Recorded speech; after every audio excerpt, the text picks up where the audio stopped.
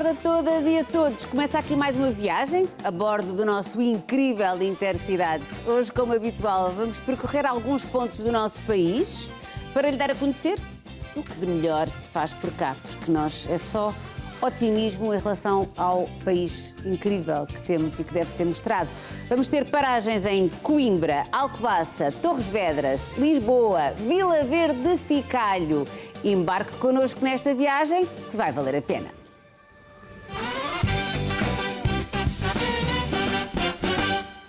Ora bem, a nossa primeira paragem é em Lisboa, num local muito especial e muito desconhecido da maioria, eu diria, dos lisboetas. É um convento que é uma das mais marcantes expressões do barroco português na cidade, conservado quase na íntegra, desde o século XVII. A Daniela está neste lugar que, para além de ter uma história incrível, tem um projeto de impacto social que também ele é muitíssimo importante. Daniela, agora é contigo. Tu sabes que eu sou fã dessa equipa, do Mário, diretor do museu, para quem manda um grande beijinho, e da irmã Ana Maria, que é uma das pessoas que eu conheci há uns tempos e que mais me marcou, porque é uma mulher absolutamente extraordinária. Portanto, olha, estás muito bem acompanhada, que eu sei, desta vez eu sei. Olá, boa tarde, Rita. Dizes muito bem, eu já fui muito bem recebida aqui, já tenho um carinho especial, apesar de estar aqui há pouco mais de uma hora, já fui muito bem recebida. E exatamente, temos aqui o Mário, a Rita já lhe mandou um beijinho, fica a saber, Mário, já elogiou aqui muito a vossa equipa. Eu, Mário, antes de começarmos a conversar, eu acho que vamos ter de mostrar já aqui uma coisa maravilhosa. O que é que acha? Vamos entrar num dos sítios especiais que há por aqui. Acho que é logo bastante impactante. E eu acho que neste momento, Mário, as pessoas lá em casa abriram todas a boca. Estamos então no Convento dos Cardais, este que é um convento muito especial. Sim, é um sítio especial porque foi fundado em 1681 por Dona Luísa Távora e quase desde essa altura que teve sempre presença religiosa ou social. Ou seja, foi construído para ser um convento de clausura carmelita feminino. Com o século XIX, com a Constituição das Ordens Religiosas e tudo isso, o convento adapta-se a uma nova realidade e passa a ser lar, na altura, para cegas. Atualmente temos também 32 mulheres com necessidades especiais, algumas cegas ainda, mas mais a nível psíquico, desde síndrome de Down, autismo, que fazem desta casa a sua casa. E nós vamos conhecer algumas delas e também irmãs que estão à frente de todo este projeto. Neste caso são as nossas irmãs dominicanas, que são as nossas CEOs, gerem toda a organização, porque não há muitos locais como este em que aliamos a cultura, a história, com o lado social, não é? Ou seja, costumamos brincar que dizer aqui é muito fácil de ajudar. Visitar é ajudar, vir à nossa loja, comprar os nossos doces é ajudar, fazer já agora também aqui uma menção à consignação de IRS, se ainda não fizeram IRS, vão ao nosso site. Cuidado, Cortês, tens aí um degrau mesmo atrás de ti, só antes que vão todos aí pelo chão. Mas vão ao nosso site e tem lá o nosso NIF para nos poderem também ajudar, porque tudo isso faz com que esta casa se mantenha e o nosso lado social, a nossa missão, continue também ativa. E falando aqui agora desta belíssima igreja onde estamos, nós temos aqui várias zonas das quais vamos falar, não é? Sim, então podemos começar pelos azulejos. Os azulejos são holandeses, são uma das maiores coleções a nível mundial, são do século XVII e contam a história de Santa Teresa d'Ávila, a grande reformadora carmelita, e este convento também se insere nesta que nós vimos no início, não é? Esta humildade de fora e de repente quando entramos a riqueza interior, que é uma das ideias de Santa Teresa d'Ávila. Temos a pintura, que é portuguesa, toda ela original, século XVII e século XVIII. Temos também ali em cima a nossa grade conventual, que gera sempre muita curiosidade dos nossos visitantes, porque estando num convento de clausura carmelita, as irmãs assistiam à Eucaristia lá de cima, não é? A igreja estava destinada à população aqui da zona, então elas ficavam lá em cima. Depois temos toda esta talha dourada, que é riquíssima. E depois por aqui vamos ver o nosso comungatório. Cortês mais de graus, atenção. Que a minha equipa muito solicita fechou as luzes. Apagou as luzes. É para dar aqui um ar mais misterioso. Nós conseguimos acendê-las ou não? Conseguimos, sim senhor. Sim. Vamos acendê-las já ali. Cuidado com os degraus para não caírem. 10 graus Cortês. Nesta sala podemos encontrar o túmulo da nossa fundadora, Dona Luísa de Tabra. Eu vou só aqui acender. Vamos agora acender as luzes, o mistério vai-se acabar, vão poder ver melhor tudo aquilo que vemos aqui e vemos novamente aqui muitos azulejos, isso tudo original. Originais, portugueses. Aqui temos uma curiosidade que é o nosso comungatório, ou seja, esta sala que antes tinha uma grade conventual, agora claro que foi retirada. A zona onde nós passámos tinha ali uma grade, não é? Aqui antes das escadas. Foi retirada pelas novas vivências que o convento tem. E temos então, o que vocês estão a ver é o comungatório, que tem uma porta do lado de cá, uma porta do lado de lá, que se abria no final da Eucaristia para as irmãs então poderem comungar. E as que estavam também lá em cima, onde vimos, tinham que vir a este espaço também. Sim, sim. E aqui, porquê é que elas eram separadas? Não, aqui ficavam as irmãs por razões ou de alguma doença ou da sua idade mais avançada e que não se conseguissem deslocar tão rápido quanto necessário, então assistiam à Eucaristia aqui, outras lá em cima, mas no final estavam todas aqui. Juntavam-se aqui. Sim. E vamos agora para outro bonito espaço aqui. Agora, Com licença, vou claustro. passar então. Vamos chegar aqui ao claustro.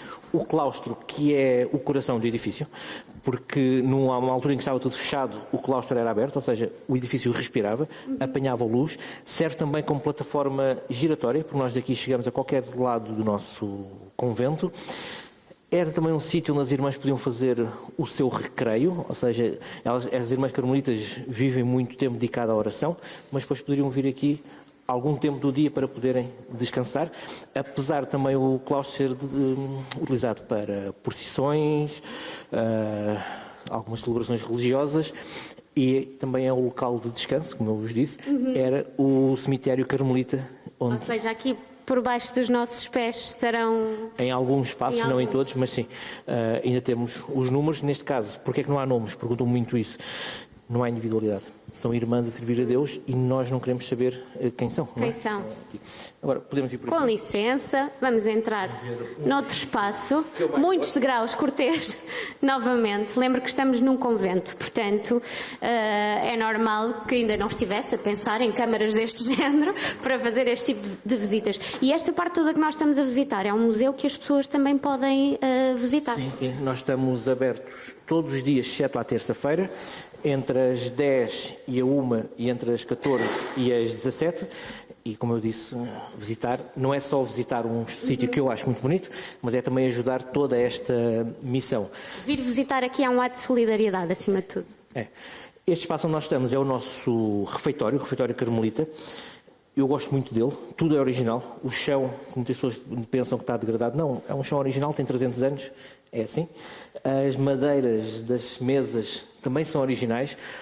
E era aqui um espaço onde as irmãs carmelitas faziam as suas refeições, em silêncio, porque quando se alimenta o físico, alimenta-se o espírito. Então estaria uma irmã a ler... Sempre ali, aqui atrás, não é? Sim, a ler a Bíblia, a ler textos de santos, a regra, tudo isso. Agora vamos entrar já numa parte mais avançada, já do século XIX. Já vamos viajar aqui um bocadinho no tempo, muito rápido.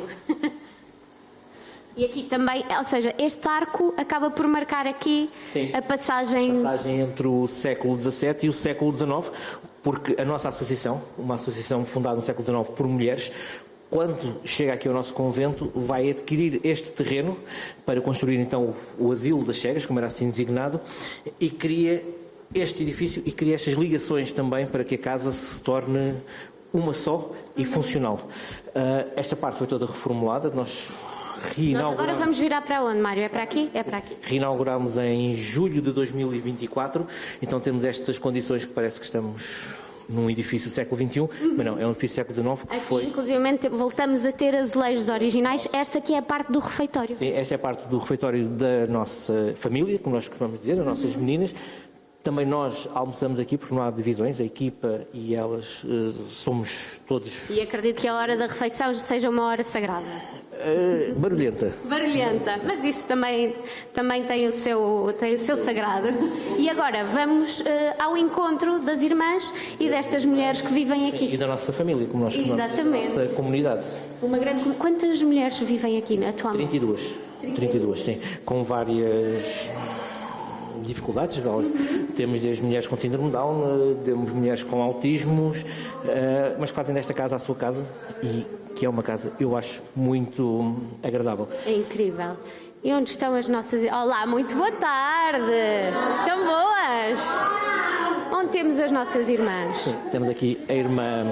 A Maria Augusta, não é? Olá, muito gosto de conhecê-la, está boa? Igualmente, obrigado, então, graças a Deus. Conte-me lá, como é que é vir aqui todos os dias e estar presente na vida de todas estas mulheres? Como é que é estar aqui presente todos os dias? É estar com a originalidade de cada uma. Termos realmente a pedagogia para que levar cada uma ao melhor dela mesma. E há quantos anos é que já está aqui? Estou cá desde 1972. Ui, já está há uns aninhos. Já faço um século daqui a pouco. E já viu aqui muita coisa a mudar também? Sim, a casa era diferente. Sim. Tivemos que fazer obras porque elas não tinham quartos duplos. E, portanto, fizemos uma renovação geral da casa. Que foi bom. Foi muito bom. Foi muito bom. E fizemos ali uma obra nova do KC, onde elas estão ocupadas todo o dia. Aqui é a sala de repouso delas. Aqui já estão na hora de descanso, não é? Estão na hora de descanso, exato. Está tudo na hora de descanso. E como é que funciona aqui o dia-a-dia? O dia-a-dia é de manhã, vêm 4 pessoas de manhã logo, ficam 2 de noite. Começam os banhos, levantam os banhos, pequeno almoço, depois vão pôr cá aqui assim, depois vêm almoçar, e depois é o lanche, e depois do lanche é que é o repouso. É a altura do descanso. Oh, Mário, pode-se juntar aqui à conversa. O Mário falava-me aqui muito bem de vocês e de todo o trabalho que aqui fazem. Posso vir aqui para o meio, que é para o microfone chegar aos dois, com licença, exatamente. E é um orgulho muito grande fazer parte desta família, como dizia. Sim, porque nós em museologia, neste caso, temos sempre a ideia de trabalhar para a comunidade. E neste caso eu consigo trabalhar para 2 comunidades, não é? Porque, como eu disse, tudo o que nós fazemos aqui é para esta comunidade e por isso é que digo, há muitas formas de ajudar, volto a dizer, é visitar o convento, é consignar, é vir à loja comprar doces, é vir no chá de Natal, que é muito conhecido. Aqui ajudar é simples, é consignar o IRS, não é? Por isso aqui o que eu digo é, venham visitar o nosso convento, porque estão a visitar um espaço que, como viram, lindíssimo, e estão a ajudar uma obra social. E temos aqui algumas mulheres que já vivem aqui há muitos anos. Há quanto tempo moram aqui as que estão cá há mais tempo? Já estão cá há mais de 50 anos. Há mais de 50? 50, exato. E o que é que ficam até estar, porque nós não temos coragem de as pôr noutro sítio. Claro, nem querem, elas já não querem sair daqui. Queremos que esta casa seja a casa delas. E será sempre também muito fruto do vosso trabalho aqui. Tem que ser, é o nosso dever. Quando a gente faz o que deve, não faz mais que isso. Ora bem. Portanto, Mário, acho que podemos deixar aqui um convite a toda a gente que quiser vir visitar. Dizia-me há pouco os horários para vir visitar. Sim, estamos abertos todos os dias, exceto à terça-feira, entre as 10 e as 13, depois encerramos para o almoço, e entre as 14 e as 17, quando quiserem, venham. As visitas são sempre guiadas, o que também é bom, que são personalizadas, por isso venham que estamos cá à vossa espera. E nós não conseguimos passar porque quisemos mostrar o interior, mas vocês têm aqui um exterior também fantástico, que eu e o Cortês, quando chegámos aqui, ficámos maravilhados, porque parecia que estávamos no coração de Lisboa e estávamos a chegar assim a um pequeno oásis. Exatamente, é verdade. E até tem aqui uma pequena hortinha, não é? Ali fora. Faz parte, sim, senhora. Que é uma coisa, é um projeto que aconteceu há pouco tempo, não é? Há pouco tempo, sim, foi há um ano para cá. Dá um aninho. E tem ali o quê? Umas alfaces? Alface, umas couves. Ervas aromáticas, essencialmente era para ervas aromáticas. Sim. Depois é que pusemos coisas mais úteis. Exatamente, que é para também, agora são também parte do vosso sustento, não é? E aqui todas ajudam nessa horta? Algumas, outras não têm capacidade para isso, mas quem tem capacidade ajuda, claro. E gostam vocês sentem que elas gostam de estar gostam de estar ali a mexer na terra. E é isso que é bom, exatamente. É voltar às origens. É isso mesmo. Eu agradeço muito aos dois esta pequena viagem. Portanto, deixo aqui, é mesmo um projeto maravilhoso e convido toda a gente a vir visitar. E já sabem, é no coração de Lisboa, é pertinho de tudo e mesmo se não for perto, vale a pena a viagem. Venham aqui conhecer estas pessoas maravilhosas. todas. Muito obrigada.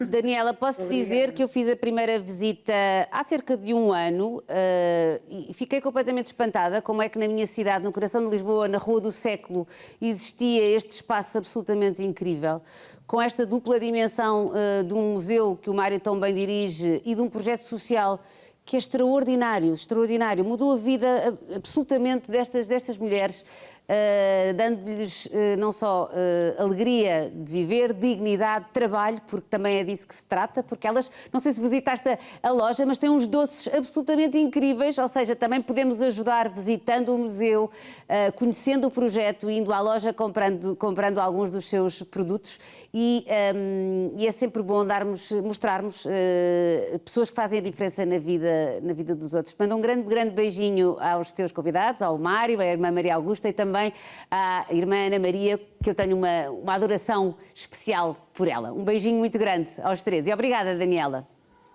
Beijinhos. Beijinhos.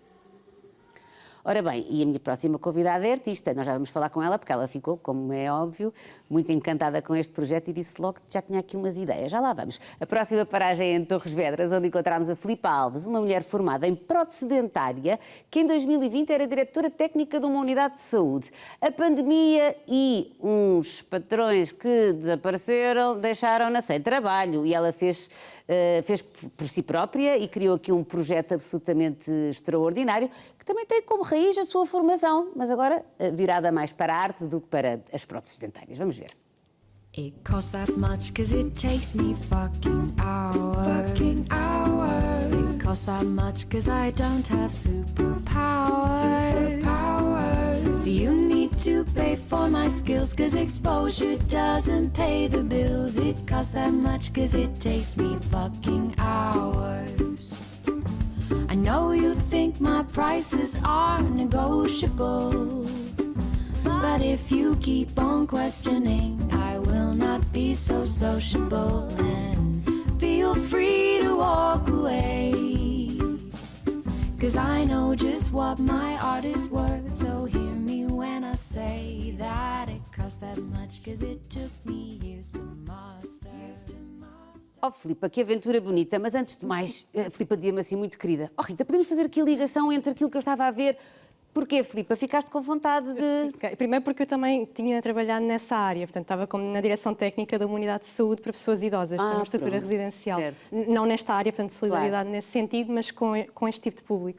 E era uma das paixões que eu tinha, era poder dar workshops a pessoas com Olha, eu tenho a portadoras de certeza. deficiência e pessoas idosas. Ali temos mulheres de várias idades diferentes, algumas já estão institucionalizadas, não deixam de estar há muitos anos, há 50 anos, como visto, outras há menos tempo, mas sei que eles têm muita abertura para todo o tipo de Isso é participação. incrível. É porque nem é para concluir nenhum projeto, é mesmo só alguém que se queira divertir, pôr as mãos na que massa, sim. explorar a motricidade Vamos fina. passar o teu contacto Eu e acho que vais incrível. gostar muito. Eu estive lá e fiquei muito encantada com este boa, projeto. boa. É muito incrível.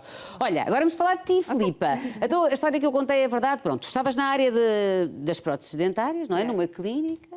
Eu fui formada, aliás, sou formada em prótese és? dentária, Sim. apesar de já não exercer. Pronto. E depois ali, antes da pandemia, as coisas correram mal lá na clínica. Não foi na clínica, Não? eu já tinha saído do laboratório, ok, portanto, ok. eu adoro prótese dentária, eu fui para Madrid tirar especializações em cerâmica, portanto tenho imenso respeito pelos colegas e pela Claro. profissão, mas deixei de me rever no estilo de vida da prótese, porque nós podemos adorar aquilo que fazemos, mas não temos tempo efetivamente para concretizar, e a partir do momento que eu deixo de ter orgulho naquilo que as minhas mãos estão a criar, para mim é o meu momento de sair. Ok. E na altura, depois eu abracei um projeto de uma estrutura residencial para pessoas idosas, portanto, para ficar na direção técnica, construir equipa, a receber as pessoas, falar com os utentes, tudo mais. Só que nisto os investidores, quando veio a pandemia, deixaram de aparecer, deixaram de responder a e-mails, a mensagens.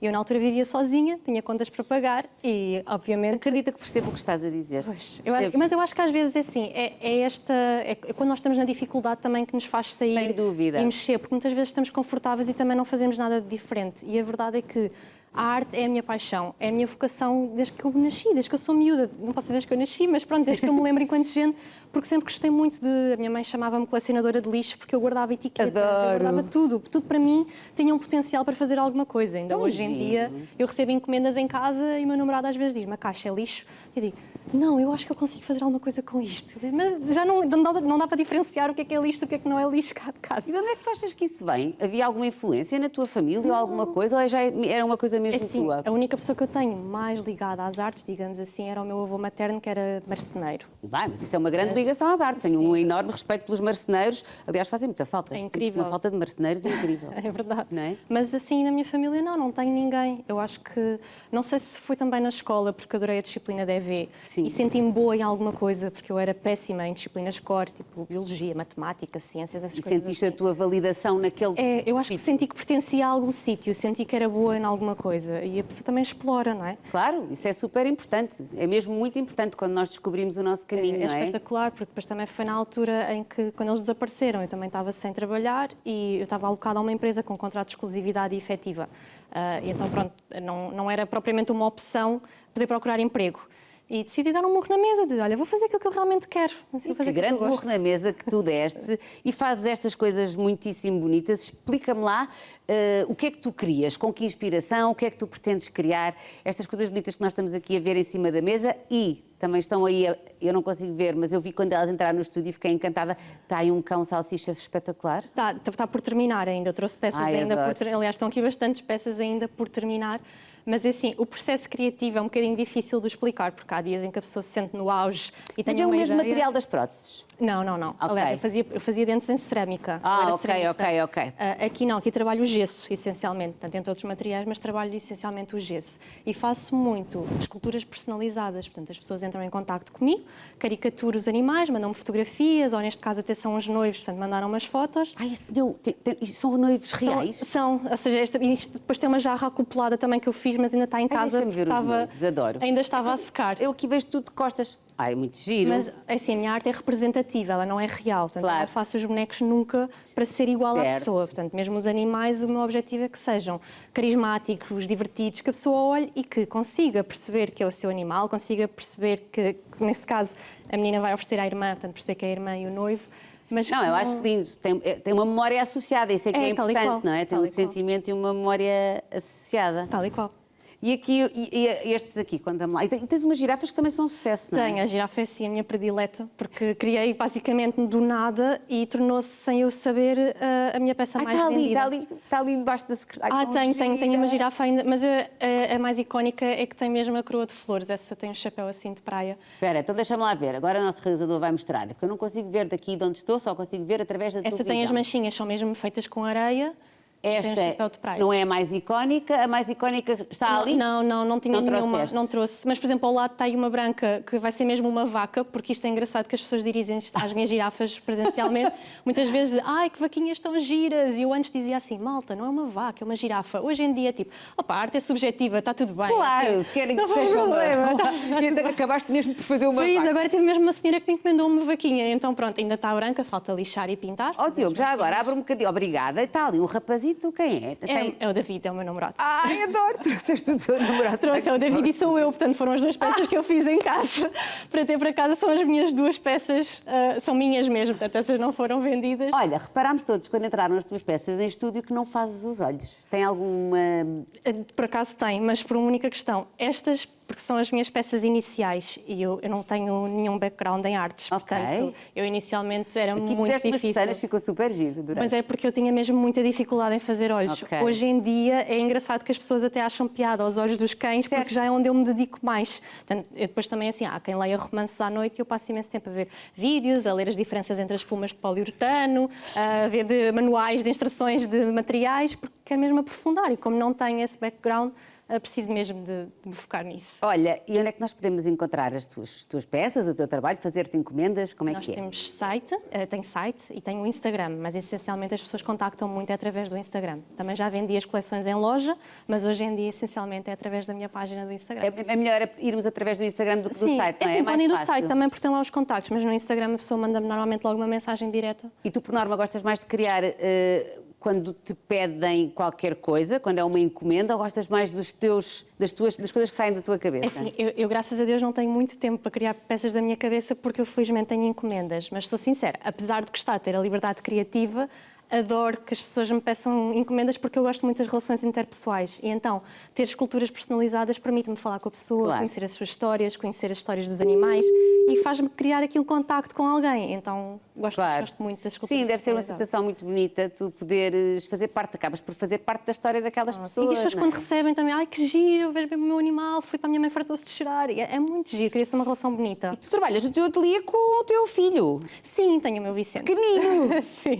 o que também deve ser um desafio. É um grande desafio. E às vezes, pronto, é uma gestão emocional também tem que ser feita, que é sou uma privilegiada e acho incrível e agradeço muito ter este privilégio, na verdade, mas ao mesmo tempo às vezes é frustrante porque tenho encomendas para terminar e às vezes não consigo fazer as Claro. coisas no ritmo que eu quero. Claro, e o Vicente já quer pôr a mão no gesso? Tadinho, já até tenho vídeos com ele, já a querer mexer, anda sempre. Agora já se põe em cima das cadeiras e quer vir com os pincéis também tocar nas Vais ver que vai ser um grande ajudante e Ah, também o vais sim. inspirar de alguma qualquer dia há de maneira. me ajudar, sim, sim. Filipe, olha, foi um gosto conhecer-te, parabéns. Obrigada, És muito Rita. simpática e fazes coisas muito giras e espero que te corra tudo muito bem. querida, está obrigada bem? pela oportunidade. Obrigada a nós. Obrigada a nós. Obrigada.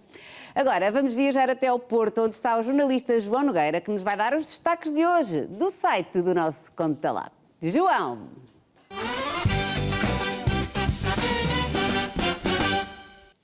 Olá, João.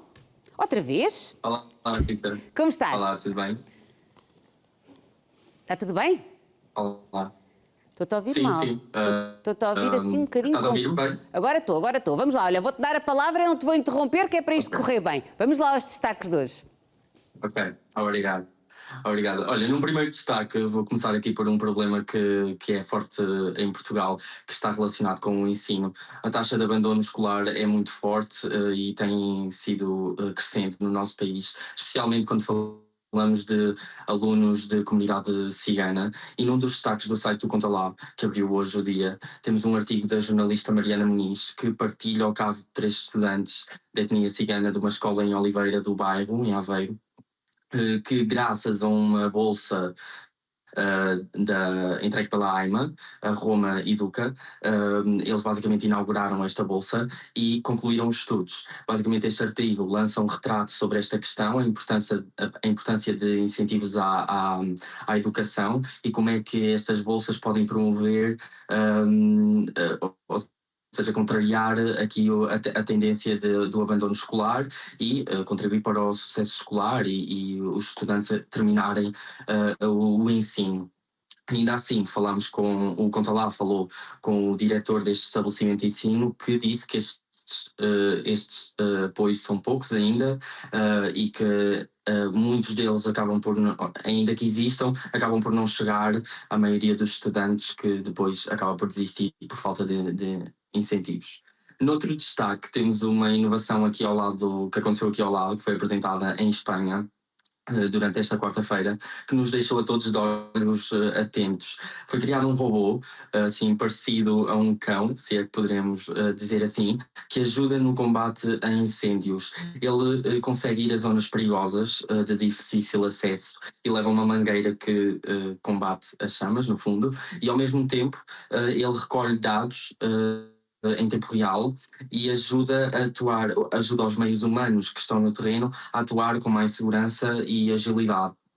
É um artigo interessante no que toca, até porque os incêndios são um problema de décadas em Portugal, e que mostra como é que a robótica e a inteligência artificial andam aqui de mãos dadas e prometem ser o futuro para resolver problemas como estes.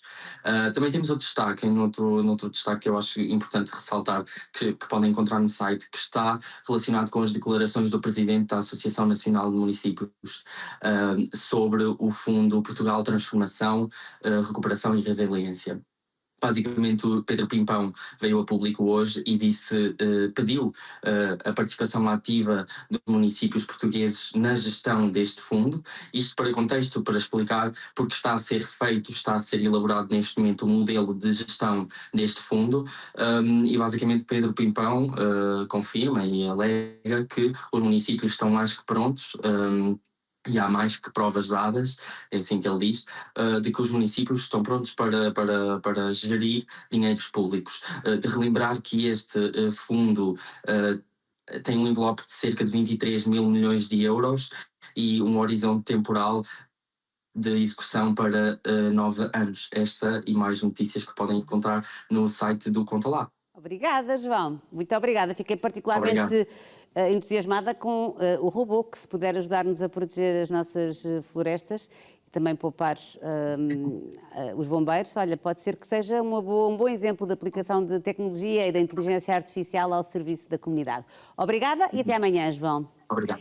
E cá vamos nós, a caminho de uma nova paragem, onde vamos encontrar o José Santos, é professor na Escola Superior de Enfermagem de Coimbra e coordenador da Linha Nacional de Prevenção do Suicídio e Apoio Psicológico, e que nos vai falar sobre a importância da saúde mental nos mais jovens.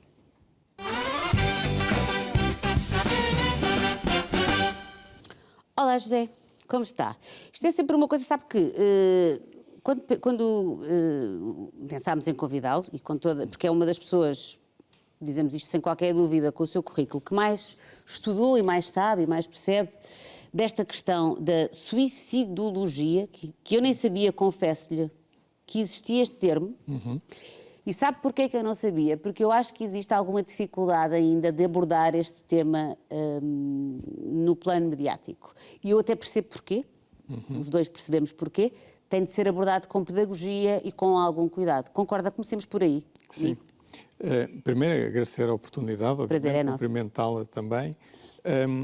Obviamente que nós devemos falar sobre suicídio e comportamentos suicidários e, portanto, é muito importante que as pessoas saibam o que é que podem fazer para evitar, os sinais de alerta, o que é que os recursos que existem em termos da comunidade.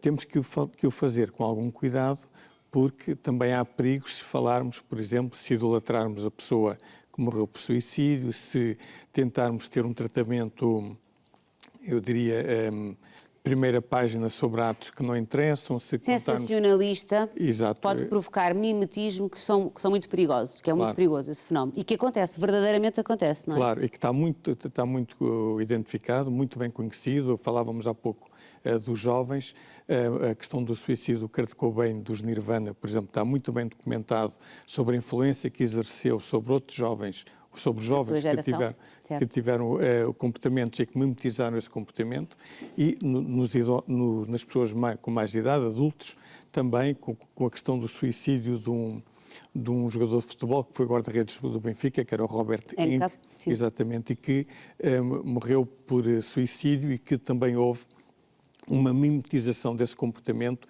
junto a pessoas que idolatravam de uma forma ou de outra. Portanto, devemos falar, sim, numa perspectiva pedagógica, no sentido de aumentar a literacia em saúde mental e contrariando os mitos em torno do suicídio. Exato.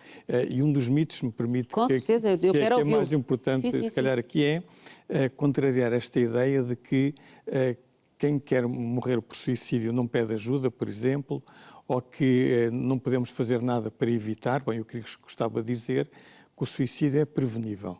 Portanto, nós podemos, se identificarmos os riscos, se identificarmos os primeiros sinais, intervir no sentido de diminuir a probabilidade da pessoa morrer por suicídio. Portanto, vale a pena sempre ajudar estas pessoas que põem com possibilidade, e isto é um paradoxo, mas com possibilidade da sua vida, terminar com a vida através do comportamento suicidário. Isto é um paradoxo, mas entende-se porque a pessoa pensa e para ela sente um problema que para a pessoa é interminável, é inevitável e é intolerável. Insolúvel, não é? Exatamente. E provavelmente muitíssimo doloroso também, até do ponto de vista físico, muitas vezes. Claro, há uma dor que é uma dor psicológica e que a pessoa não consegue tolerar.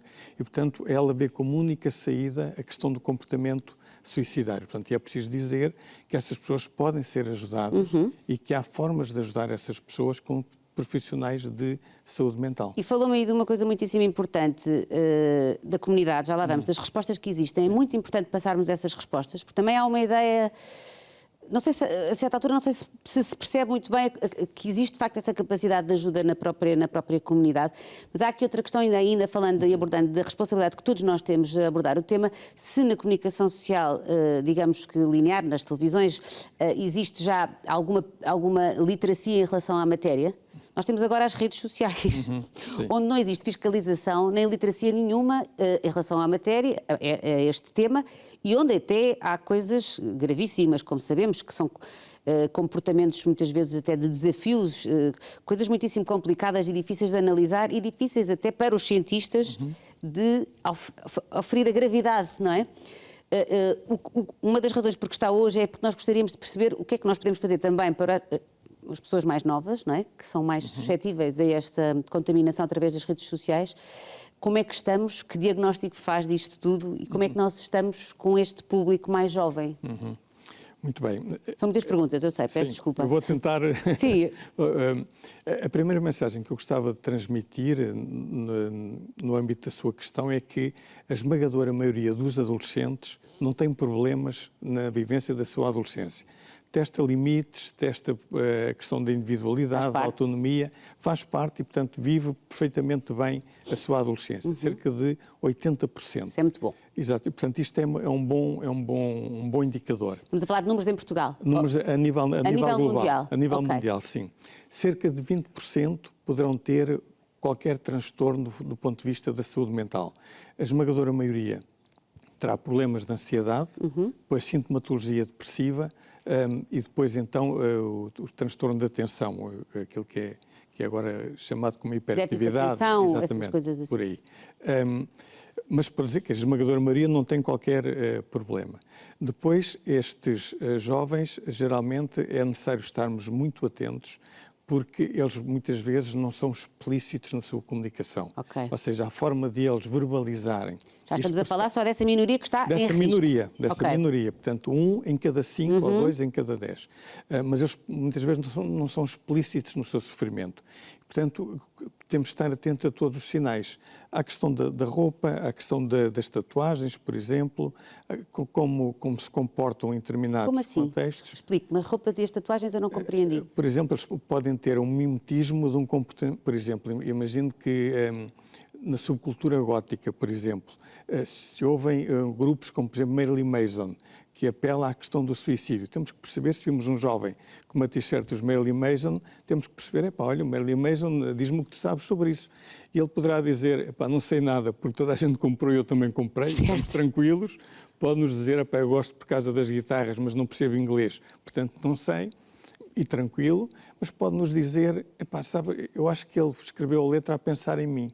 E então aqui temos que ter algum cuidado e dizer, então diz-me lá onde é que tu te identificas com a letra. Portanto, estarmos atentos a isto é extraordinário, vou-lhe dizer. O seu grau de conhecimento desta matéria espanta-me, porque eu... Pronto, é isto. Mas continuo. Mais coisas que tínhamos que estar atentos. Estarmos atentos a isto. Muitas vezes, frases dissimuladas. Por exemplo, um dia vão querer dar-me valor e eu já cá não estou. Um dia vão reparar em mim, mas já é tarde. Bom, e aqui vamos perguntar, o que tu queres dizer com isso? Ele pode dizer, vocês não me ligam, mas não se passa nada. Mas pode dizer, olha, eu estou cansado de ninguém me reparar, de só me criticarem, de não ter nenhuma atenção, estou a começar a ter um sofrimento que para mim é intolerável, eu ponho como possibilidade a hipótese de fazer mal a mim próprio. Bom, e aqui então temos que intervir, ou com a ajuda de um profissional de saúde mental, o que é o preferível. No fundo, o que me está a dizer é que nós temos que os ouvir e estarmos atentos, não é? Claro. Numa ótica... Fazer perguntas, muitas vezes. Não ter receio de fazer perguntas, mesmo que essas perguntas possam parecer, por vezes, um pouco intrusivas e até constrangedoras, mais vale fazê-las. Sim. É muito importante definir o que é proximidade e intrusão. Certo. Por exemplo, a questão dos ecrãs, não é? Eles podem ter um jogo e podem, quer dizer, eu não tenho que saber, não tenho que andar lá de uma forma intrusiva, claro, a perceber, não é? Mas posso perguntar, porquê é que tu jogas esse jogo? O que é que te atrai? O que é que tu encontras nesse jogo que não encontras, por exemplo, com os teus amigos quando estás na escola? Porquê é que tu não consegues passar sem esse jogo? E depois dizer, olha, sabes que esta exposição demasiado aos ecrãs, se calhar está a causar em ti uma privação social, se calhar uma privação do sono, se calhar uma alteração da tua atenção. Estás-te a desligar das pessoas, fazer perceber não é? Que o mais importante não está ali, está nas relações que nós estabelecemos uns com os outros. Exatamente, e que pode ter consequências a curto prazo e, portanto, pode já estar num processo de dependência no sistema dopaminérgico e, portanto, estarmos atentos a isso é muito importante. Tinha tantas perguntas para lhe fazer, mas estamos no fim da entrevista, mas eu vou convidá-lo outra vez porque este tema interessa-nos e eu acho que deve ser recorrente. Devemos de vez em quando abordar este tema. Vamos às respostas, que eu acho que é muito importante da comunidade. Pode ser? Muito bem. Neste momento, Portugal tem uma linha nacional de prevenção do suicídio, que é o 1411, que funciona 24 sobre 24 horas, em que todas as pessoas podem ligar para lá a qualquer hora. Do lado de lá estão profissionais de saúde mental, psicólogos clínicos e enfermeiros de saúde mental com formação específica na área da suicidologia e que podem ajudar, podem encaminhar, podem ter uma intervenção breve, uma intervenção em crise, não é uma psicoterapia, é uma intervenção em crise, mas que as pessoas podem ligar e obviamente podem ser ajudadas e às vezes pode marcar a diferença, quer dizer, a linha está ali, não é para fazer juízes de valor, não é para criticar quem quer que seja, é para perceber, compreender, ouvir, escutar e encaminhar no caso de ser necessário. Também um dado importante é, a linha fez 6 meses há relativamente pouco tempo, nós temos os jovens ligam muito para a linha, as pessoas mais idosas não ligam tanto como nós gostaríamos, e os homens também não ligam tanto como nós gostaríamos. Nada que me surpreenda. Exato, mas é preciso dizer que pedir ajuda, é ligar para a linha 1411, no caso, não é nenhum sinal de fraqueza, não é nenhum sinal de vulnerabilidade. De vulnerabilidades todos nós temos, mas é normal que se ligue e que se peça ajuda. Pedir ajuda é um ato de inteligência. Isto é, eu reconheço que necessito de ajuda, tenho aquele recurso disponível, peço ajuda e evito consequências piores. E, portanto, isto é muito relevante e gostava de apelar às pessoas que, numa situação de crise, que tenham dúvidas para elas próprias ou para alguém próximo ou que estejam num processo de luto, de perda, podem ligar para a linha, serão bem recebidos, obviamente, e temos profissionais muito competentes, muito capazes do outro lado da linha, que obviamente estão totalmente disponíveis para poder ajudar. E deve ser um trabalho que requer muita preparação e também muito estofo emocional também desses próprios profissionais, portanto também o nosso agradecimento a quem está do outro lado da linha. E, olha, e agradecer-lhe muito o seu trabalho e é uma vida toda investida neste tema e a estudar este tema e a ajudar pessoas e fica combinada uma segunda parte desta conversa. Pode ser, que eu gostaria mesmo muito. Está bem? Muito bem. Muito obrigada, muito José Carlos. Muito obrigada. Fazemos agora uma pausa nesta viagem do nosso Intercidades, mas prometo-lhe muitas outras histórias e eventos, do desporto à cultura, passando por feiras regionais, pelo teatro. Vamos ter muita, muita cultura na segunda parte do Intercidades. Até já!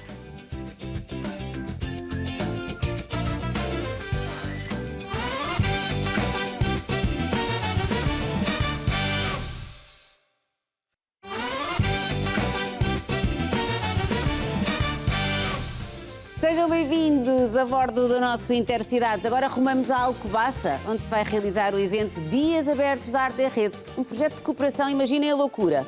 E quer perceber como é que organizam isto tudo, porque isto é um projeto de cooperação cultural que envolve 17 municípios. E na próxima paragem está a Marta Martins.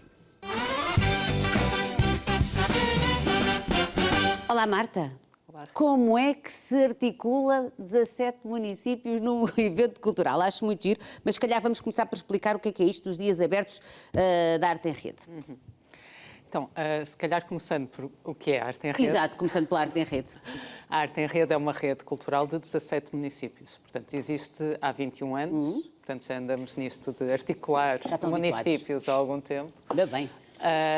E que começou por ser uma rede de teatros, mas que agora é de facto um projeto de cooperação cultural que abrange a criação artística, a mediação cultural, o planeamento estratégico, o pensamento, a capacitação das equipas municipais que atuam na área da cultura nestes territórios que são associados da rede. E que, na verdade, são 17 municípios muito distintos. Quais é que são? Consegue dizer assim todos? Consigo, se disser por ordem alfabética. Então vamos embora.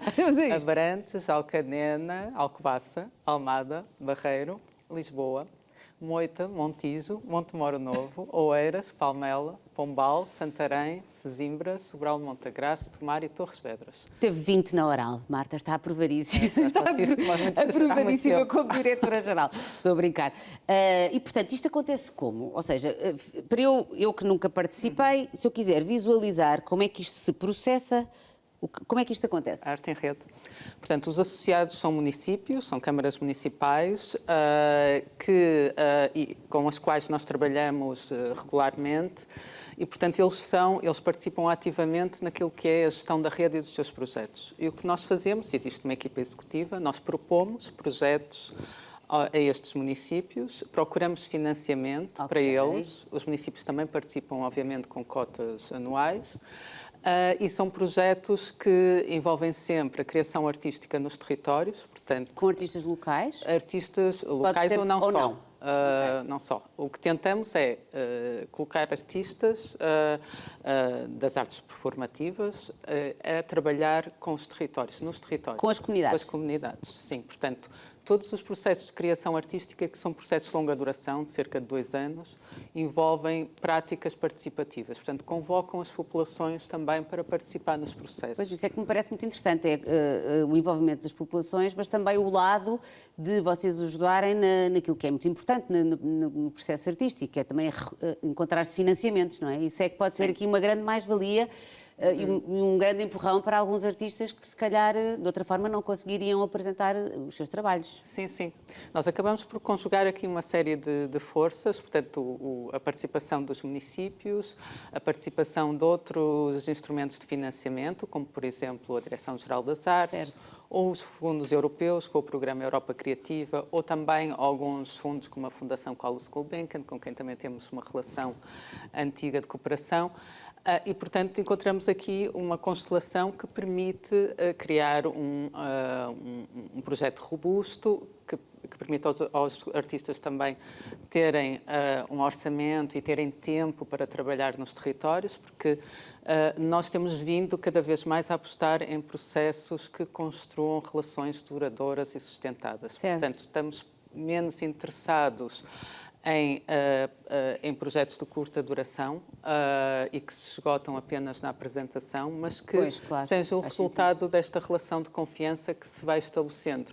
Por um lado, entre os artistas, por outras equipas municipais, que são quem realmente conhece os territórios e está a trabalhar todos os dias naquele terreno, e as populações, portanto, e os públicos, ou não públicos, que ainda nos interessam mais, portanto, descobrir e trazer... Captar novos públicos. Sim, e criar várias experiências e aproximações entre as artes e as pessoas. E nestes dias em particular, no dia 11 e 12 de maio, estes dias abertos, qual é o foco e o objetivo? Os Dias Abertos de Arte em Rede é um evento que nós organizamos anualmente e que é um momento em que a rede se mobiliza, portanto, são 17 municípios, mas por vezes nós trabalhamos sobretudo com 2 ou 3 pessoas da área da cultura e aí nós fazemos uma mobilização da rede. Convocamos também outras equipas da área social, comunicação, da área da educação, mas também nos abrimos ao exterior. Portanto, todos aqueles que queiram conhecer mais o trabalho da arte em rede, o nosso pensamento, a nossa estratégia, para estarem connosco. E este evento, este ano, os Dias Abertos, tem uma especial relevância, porque tem o tema... Tem aqui um foco nos direitos culturais e políticas públicas. Parece-me interessantíssimo e fundamental. Sim. Tem este tema de cultura é direito e direitos, e porque vem no seguimento de um processo que nós temos desenvolvido e a que chamamos Compromisso Cultura 2030 e que, na verdade, é uma afirmação da importância dos direitos culturais e do nosso compromisso enquanto rede, enquanto municípios da rede, perante a implementação e defesa dos direitos culturais. E é uma forma também de fazer pressão política, que é importantíssima. Sim, claro que sim. Claro. E, portanto, de uma forma, este evento, este encontro nos dias 11 e 12 de maio em Alcobaça, vai focar-se em temas que estão relacionados com este nosso documento, que é um documento e um processo ao mesmo tempo, que é o Compromisso Cultura 2030, que é, por um lado, a questão dos direitos culturais, o que é que são direitos culturais, o que é que entendemos por direitos culturais e como é que poderemos... É uma discussão muito interessante. Sim, é interessante porque vamos conhecer a experiência, por exemplo, do país vizinho, de Espanha, que tem uma Direção-Geral dos Direitos Culturais, tem um plano de direitos culturais. Ai, que sonho! E, portanto, e talvez possamos também aprender um pouco com essa experiência, perceber que impacto é que isto está a ter na política pública de Espanha. Todos os dias falo aqui de que nós não devemos ter qualquer espécie de poder, antes pelo contrário, de importarmos e copiarmos os bons exemplos, sem pudor. Perguntar como é que vocês fazem, os países que fazem melhor. Acontece muitas vezes aqui com convidados que vêm do setor primário, da agricultura, e que dizem, olha, estes são os países que fazem melhor. Nós vamos tentar, vamos ouvi-los, mas para isso é preciso provocar esses espaços de discussão, não é? Exatamente. Que é, no fundo, o que vocês vão fazer. E quem é que participa? E quem é que vocês gostavam que participasse e que não participa? Bem, nós vamos ter Na plateia vamos ter realmente autarcas da rede. Certo. Portanto, Esses vão lá estar, ainda bem. Alguns que nós também convidamos, de outros municípios, sobretudo vizinhos. Vão estar profissionais de cultura, portanto, do setor cultural. Vão estar as equipas municipais, técnicos municipais. Temos Artistas também. artistas também. Temos, neste momento, cerca de 130 pessoas já inscritas. Muito bem. O que reflete também o reconhecimento que as pessoas fazem da importância destes temas. E depois desses dias abertos, vocês vão conseguir tirar alguma conclusão? Percebem o que eu digo? Fazer aqui, não é um mural da história, mas era bom que depois houvesse notícia sobre aquilo que foi pensado ali, refletido e concluído. Não será conclusões definitivas, mas era importante. Pois, nós tentamos fazer isso sempre depois internamente, portanto, na rede, que é o que é que nós levamos para os nossos territórios e que compromisso é que nós assumimos a partir daqui. Certo. E espero que consigamos fazer. Sobretudo, vamos ter uma sessão no dia 12 de manhã, que é uma sessão de trabalho, não é um painel, uma mesa redonda, que é o que acontece nos outros momentos do encontro, mas é uma sessão de trabalho que pretende, em 3 áreas, portanto, planeamento estratégico, acesso e acessibilidade e participação e mediação, discutir pontos de tensão nestas áreas nos territórios e assumir compromissos. Pois isso é muito importante. Porque nós somos muito bons a refletir, mas depois temos que conseguir agarrar nas nossas reflexões, estamos sempre a dizer isto, e aplicá-las, não é? Praticá-las, ou seja, exercê-las nos sítios onde é necessário. Marta, gostei muito de conhecer, não conhecia, confesso, a Arte em Rede, muitos parabéns pelo projeto. Que mais autarquias, mais municípios se juntem e mais artistas e que consigam exercer a pressão política que deve ser feita para que a cultura tenha um lugar sempre de destaque, porque a cultura é tão fundamental para a nossa felicidade como povo e para nos sentirmos todos mais felizes e mais inteiros. Obrigada, foi um gosto. Obrigada.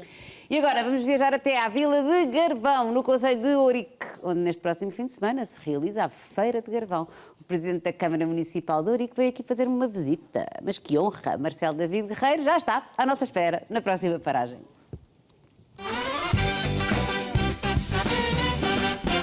Sr. Presidente, como está? Dê cá um beijinho. Assim, podia ser um passou-bem, também era chique, mas vamos assim a um beijinho.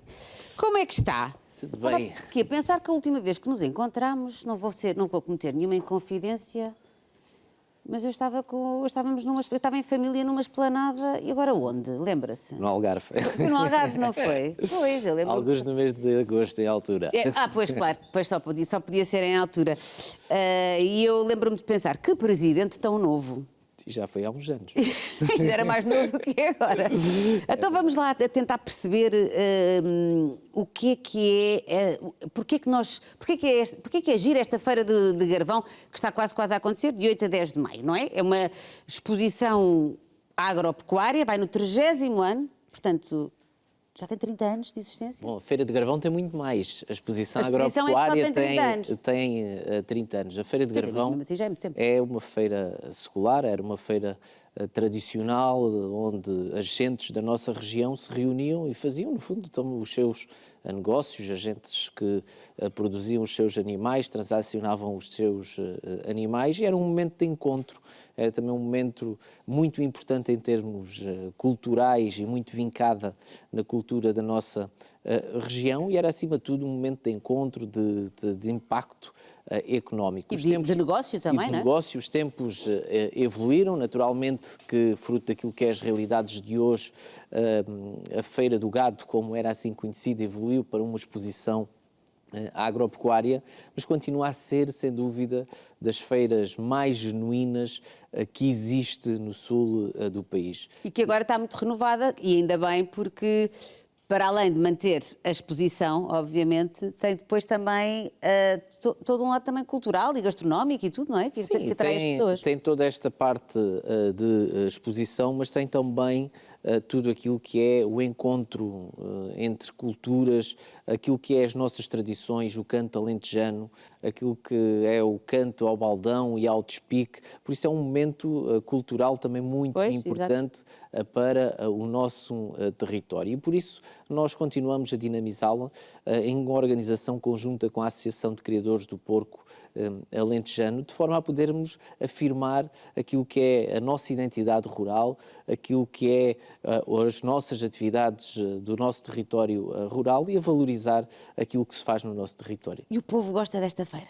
Bom, se não gostasse, a feira não era um sucesso. Mas conte lá, como... é assim muito concorrida, vai sempre muita gente. Sim, é sempre uma feira com muitos milhares de visitantes, com muita gente a vir a Gravão durante estes dias, e é uma feira que se diferencia das outras. Existem muitas feiras, mas esta tem uma característica muito genuína, está ali vincado muito daquilo que é a rusticidade do nosso território. Uma identidade muito diferente, própria. Uma identidade muito própria, muito diferente que nós encontramos no comum das feiras e dos eventos. Por isso é sem dúvida uma feira única, uma feira ímpar e que principalmente para quem está distante daquilo que são as realidades dos territórios do Baixo Alentejo, é uma feira que vale a pena visitar porque transmite aquela que é a realidade do nosso território e das nossas Exatamente, atividades. Dá uma boa ideia do que é aquela comunidade, as suas tradições, as suas pessoas, a sua gastronomia, a sua música. Ali nestes dias consegue ser um bocadinho uma percepção deste território que adora, porque é presidente de Câmara de Brurique e, portanto, tem de adorar. E como é que estamos? Como é que estamos neste mandato? Está a gostar? Está a correr bem? Sim, estamos ainda aqui numa fase inicial, desde que já é o meu terceiro mandato na Câmara Municipal, mas está a ser, acima de tudo, um mandato de desafios, de concretização de projetos que estavam em curso e, por coincidência, durante os dias da feira vai entrar em funcionamento um dos objetivos maiores que nós tínhamos para o Concelho, que era o novo Centro de Saúde de Ourique, e que entra já no próximo sábado ao serviço dos ouriquenses, reflexo daquilo que é o investimento na saúde e também o objetivo de termos infraestruturas de saúde de qualidade no interior. Vou-lhe já dizer que isso deve ser uma grande notícia para todos, não é? Para todos os ouriquenses. Sim, é uma grande notícia porque há muitos anos que batalhávamos por eles, desde o meu primeiro mandato, que era uma batalha que nós tínhamos e até mesmo antes disso, e ver finalmente um projeto que demorou tanto a ser concretizado deixa-nos muito satisfeitos. E por isso é um motivo para redobrarmos a energia, para continuarmos a trabalhar e com os desafios que temos pela frente. Qual é o maior desafio? Bom, temos desafios grandes, nomeadamente a questão da habitação, ao contrário do que por vezes se imagina, o desafio da habitação é transversal ao país. Nós temos desafios na área da habitação, de criar mais habitação no território para dar resposta à procura, para dar resposta não só àqueles que já vivem em Ourique, mas também para aqueles que queremos receber e que ambicionamos receber no território, que queixamos-nos muitas das vezes que o interior tem cada vez menos gente, mas agora que temos a oportunidade de receber e de acolher, temos que criar as condições para dar resposta a esse interesse e essa procura. Por isso é uma das principais áreas que temos estado a trabalhar e um dos principais objetivos é efetivamente aumentar a oferta de habitação no Concelho para dar resposta a essa procura. Sim, até porque para que mais famílias, mais jovens consigam encontrar uma opção de vida, não é? Em Ourique e noutros lugares do país, o problema da habitação é realmente absolutamente fulcral. Todos os presidentes de Câmara que se sentam aqui neste sofá me dizem a mesma coisa, portanto não é só um problema dos grandes centros urbanos, digamos assim, das grandes cidades, é um problema global, um problema mundial. Sr. Presidente, foi um gosto. Prazer. Tivesse eu possibilidade, agora sabia-me tão bem uns diazinhos em Ourique a visitar a feira. Já este fim de semana. Pode ser que ainda consiga lá. Está o convite feito. Obrigada. Muito obrigada, um beijinho para si, para a sua equipa toda. Obrigada. A nossa viagem continua e desta vez vamos até ao mundo incrível do desporto. A Leonor Borges Reimão foi campeã nacional de salto em comprimento e abandonou as pistas no ano passado, mas agora abraçou um desafio incrível que vamos descobrir já a seguir. Pues ha sido, creo que Leonor Thiago. Leonor, sí, efectivamente, Leonor Thiago.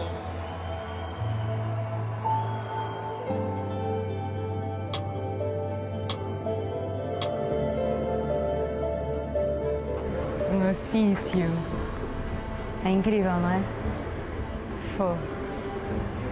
Saudades.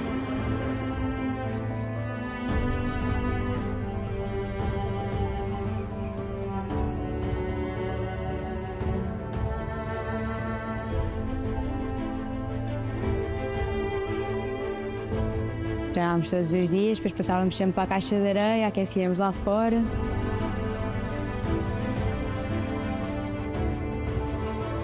Eu não treino há 3 anos. Olá, Leonor. Olá. Tão querida, sentaste aqui e disseste, ai meu Deus, este vídeo ainda Exato. mexe contigo. Sim, vai sempre mexer, eu acho. Como é que tu começaste a fazer atletismo, Leonor? Antes tínhamos agora teu novo desafio, que é espetacular. Como é que tu começaste? Porque não é ainda não é uma coisa absolutamente comum, não é? Sim, ainda é um desporto não tão... Infelizmente. Sim, devia ser. infelizmente. Mas eu comecei no atletismo no desporto escolar, que é algo que também Maravilha. ainda não é muito falado, mas o desporto escolar é sem dúvida... É importantíssimo. Abre portas a imensos jovens e dá a conhecer imensos atletas. E foi o meu professor de Educação Física, quando eu estava no 7º ano, que disse, tu tens um potencial, levava-me a todos os cortamatos e dizia, vá lá. Eu fazia equitação, surf, piano... Já gostavas muito de desporto e já tinhas muitos tudo. interesses. E os meus pais diziam, não dá para fazeres mais um, impossível, só tenho uma filha e era debruçarem-se para todos os lados.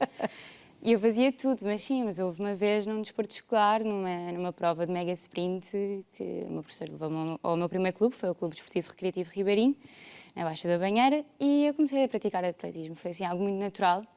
E ao início houve assim alguma resistência, porque eu não adorava correr muito, mas eu adorava saltar, adorava corridas rápidas. Só que no atletismo nós experimentamos um pouco de todas as modalidades. Todas as disciplinas. Sim, até nos definirmos. E tu definiste? Eu defini-me no salto em comprimento. No salto em sim. comprimento. Sim. Fazia também velocidade, 100 metros, mas o meu foco era o salto em comprimento. Que é espetacular. Sim. Eu acho espetacular. Sim. E começaste no Clube da Baixa da Banheira, mas depois terminaste no Sporting, não foi? Sim. Após ter sido campeã nacional, foi praticamente 2 meses depois que o Sporting me convidou para ir. E era o clube do meu coração, portanto foi um sim imediato. Ficaste óbvio. super contente. Sim, um sim imediato, mas eu treinava com... O meu treinador era para mim era como um segundo pai, portanto eu sabia que eu tinha que deixar nessa altura e isso aí era o que me causava... incrível. Exato, isso aí era o que me causava mais... Não era indecisão, mas era... deixava-me triste. Emocionalmente era sim, complicado. era uma despedida. Mas foi uma ótima ajuda porque o professor Mário acompanhou-me até ao Sporting e nos primeiros dias de treino ele ia sempre comigo, levava-me sempre, íamos desde a Margem Sul até ao Jamor, ele ficava comigo todos os treinos para me sentir acompanhada. É incrível isso. E isso a dedicação de alguns treinadores. Há pessoas em Portugal que deviam ser distinguidas pela sua dedicação aos seus atletas, e porque isso é, de facto, é um ato de enorme respeito por ti como atleta, mas de amor também, não é? Sim. Não vais ficar sozinha, vou-te acompanhar, vai correr tudo bem, não é? Treinador... Tem o tempo e a disponibilidade para... que não é qualquer um. Não é qualquer um.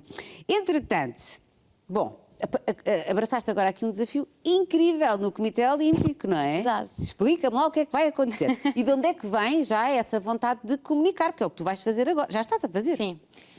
Ainda é muito recente, estou lá há 2 meses. Certo. Mas isto foi a cereja no topo do bolo, eu digo sempre isto, porque é o melhor dos mundos, juntar a paixão pelo desporto e juntar a paixão pela comunicação. E isto surgiu no processo do meu luto do atletismo, porque a verdade é que eu deixei de praticar atletismo há 3 anos, só que foi uma despedida, não despedida, eu ia, mas sabia que não ia continuar, porque estava lesionada já há 1 ano, e sempre foi difícil aceitar que aquilo tinha chegado ao fim. Então, no meio do processo, o Tomás, que é o meu marido, via sempre que havia alguma coisa em mim que não estava resolvida. Mesmo no meu trabalho, enquanto influenciadora e modelo, faltava-me algo. Eu não estava completamente Sim, isto preenchida. porque eu não disse, porque eu acho que não é o mais importante, sendo que a Leonor tem uma presença muito forte nas redes sociais, é uma comunicadora, já fazia esse trabalho nas redes sociais, mas eu acho que o mais importante aqui na tua entrevista não era isso, mas também é importantíssimo, atenção. Mas isto para explicar que nesse meu trabalho faltava-me algo sempre no meu dia-a-dia que eu estivesse 100% feliz. Notava-se uma ligeira insegurança de alguma coisa que foi muito presente na minha vida e que eu, de certa forma, estava vazia. Pronto. E ele disse, porquê é que não começas a escrever coisas que sentes? Isto do desporto não... Belo marido. Incrível. Isto do desporto não tem que ter um fim. Aliás, quando fechares esta porta vai aparecer outras coisas. E foi exatamente isso. Eu comecei a escrever no meio desse processo tudo o que eu gostava, tudo o que eu sentia em relação ao atletismo, óbvio, porque foi a pessoa que me moldou hoje em dia, que me trouxe toda a determinação, a ambição, a resiliência e moldou-me literalmente a pessoa que eu sou hoje. O desporto faz isso. E sou muito grata aos meus pais por me terem, não é? Por me terem Pressionada essa vida. sim, e apoiado, apoiado. esses anos todos. E comecei a escrever, então, o que é que eu quero mesmo? Porque eu adorava a comunicação, tinha tirado um curso de apresentadora de televisão, juntando mais à paixão do digital, e o melhor para mim seria sempre estar ligada ao desporto enquanto comunicadora. E foi aí que fiz uma apresentação ao comitê, marquei uma reunião, fui lá e disse eu adorava fazer isto, isto e isto. Acho notável. Não ficaste à espera que as coisas te caíssem em cima da cabeça. Ficas a saber que também eu, quando comecei a minha carreira, eu odeio a palavra carreira porque faz-me sentir muito velha, mas a verdade é que já vai 30 anos, quase, ou mais. Sim, 30. Também foi assim. Não fiquei à espera que ninguém foi. Eu vou lá e vou mostrar e vou falar e vou dizer e vou propor. E foi sempre assim, olha, foi sempre assim até aos dias de hoje. Porque o não era garantido, portanto, tentar não custa, não é? E eu sempre fui assim. Eu mandei-me sempre para todas as frentes, sempre que eu podia. Portanto, tu neste momento és a cara da comunicação do Comitê Olímpico para os Jogos Olímpicos, para a comitiva portuguesa, não é? Sim, estou a acompanhar a equipa Portugal até 2028. E vais aos Jogos. Eu espero que sim. Eu espero que sim, com eles. Exato, eu espero que sim. Tens uma grande vantagem que é, tu consegues, tu como comunicadora, nesta área em particular, tu consegues estar dos dois lados, do lado de quem vai receber a tua informação, mas também do lado dos atletas, porque tu consegues perceber as frustrações, a intensidade dos treinos, as dificuldades, porque é duro. Sim, consigo. Isso é a melhor parte, porque eu já estive no outro lado e consigo compreender tudo isso. E mesmo na forma como comunicamos, é muito mais fácil também. Porque sabemos do que é que estamos a falar, percebemos do assunto, interessamos-nos do assunto, sou uma apaixonada do desporto e depois tenho muitos amigos também dentro do projeto. Exato, e também tens imensos contactos, o que facilita imenso o trabalho, não é? Por isso torna-se um trabalho muito divertido, eu sou uma sortuda mesmo. Tão querida. É, porque mereces, porque chegaste lá e tu, quando chegaste lá ao Comitê Olímpico, o que é que tu disseste? Eu sou a Leonor, tenho aqui uma ideia para vos dizer, como é que foi? Conta-me lá.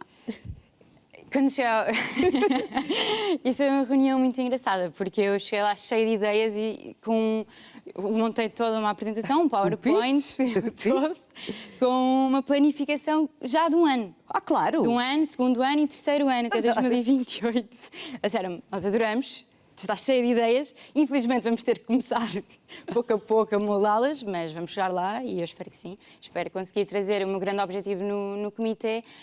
É, acima de tudo, poder dar mais, acrescentar, não é? Acrescentar mais visibilidade ao desporto, que sinto que ainda não há tanto como nós gostaríamos que houvesse, mais apoio, mais voz aos atletas e, no fundo, também ajudar um bocadinho daqueles atletas que passaram pelo mesmo que eu, que aos 20 anos isso acontece muito, que é, nós estamos, de repente estamos dedicados todos os dias a um objetivo único como o desporto e a nossa vida é à volta daquilo e de repente isso acaba e nós sentimos... É muito duro. Congelei a minha matrícula na faculdade ou nem sequer fui para a faculdade. Os meus amigos...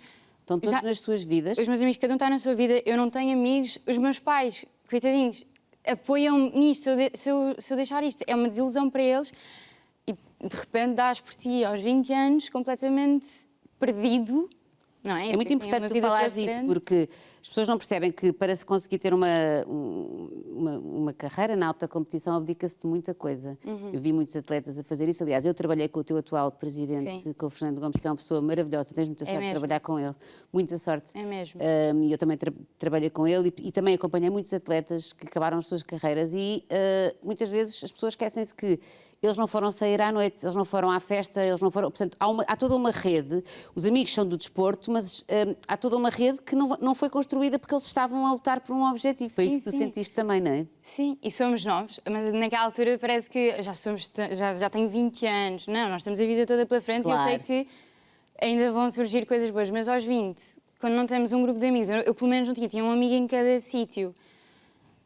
Eu pensei, ok, estou lesionada há um ano. E agora? O que é que vai acontecer? Graças a Deus eu tinha um trabalho que comecei a montar já enquanto atleta, mas há quem não tenha. Claro que sim. E isso é importante. Mas acho muito giro que o Comitê Olímpico, não me surpreende nada, mas que o Comitê Olímpico tenha ido buscar uma comunicadora que é da casa. É alguém que já representou Portugal, que percebe estas dores. Eu não conseguiria fazer o trabalho que tu vais fazer, de certeza, porque eu não estive lá, não sei, e isso é muito importante, há uma identificação com os atletas, e olha, estou desejosa de ver o teu trabalho com mais detalhes. Isto agora vai com certeza começar em crescente também, à medida que os jogos vão aproximando. Sim. e tu foste muito corajosa, foste batalhar por aquilo que querias e que te corra muito, muito bem, Leonor. Obrigada. Está bem? Sim, Depois de vez em quando podes vir cá Exato. fazer uns resumos do que é que se tem passado. Exato. Boa, que Claro nós que também sim. temos muito agrado e muita vontade de dar visibilidade a todos os desportos e, portanto, podemos fazer aqui quase que uma parceria e vens cá de vez em quando dar novidades dos teus atletas, está bem? Exato. Está Obrigada. combinado. Obrigada, Leonor. Obrigada. A próxima estação fica no Baixo Alentejo, onde se vai realizar o festival Futurama. Entre 15 e 30 de maio, Beja, Mértola, Alvite vão receber este evento que promove a descentralização cultural e a criação artística.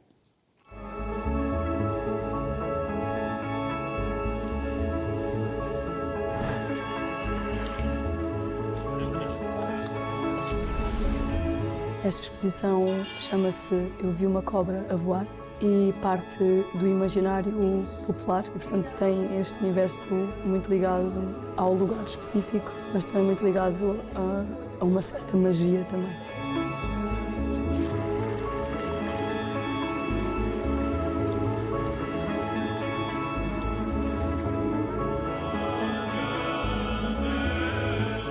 Então olhámos para esta questão da paisagem, da identidade e do património e a partir daí então começar a desenvolver este trabalho fotográfico. Conhecer os alunos e o trabalho deles, que é um trabalho de pintura e de cerâmica. Envolve o espólio regional de Beja, que se nota que é multicultural e que se nota as diferentes culturas que habitaram esta região. Achei muito importante nós podermos fazer uma pequena reflexão sobre o que é isso das redes sociais. Exige concentração incondicional e o grande Pelé chamou-lhe o jogo bonito.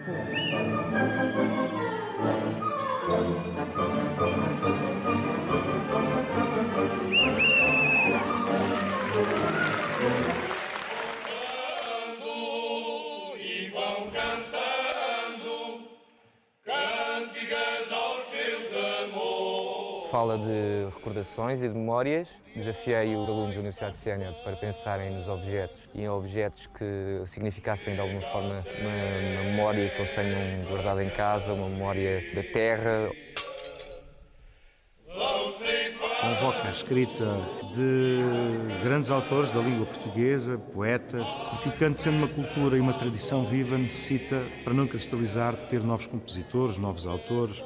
E houve sempre muito interesse em aprender as novas modas, em colaborar. O ponto de vista de quem está a cantar é o novo alentejano. O novo alentejano são as pessoas que estão a trabalhar no duro, no Alentejo, neste momento.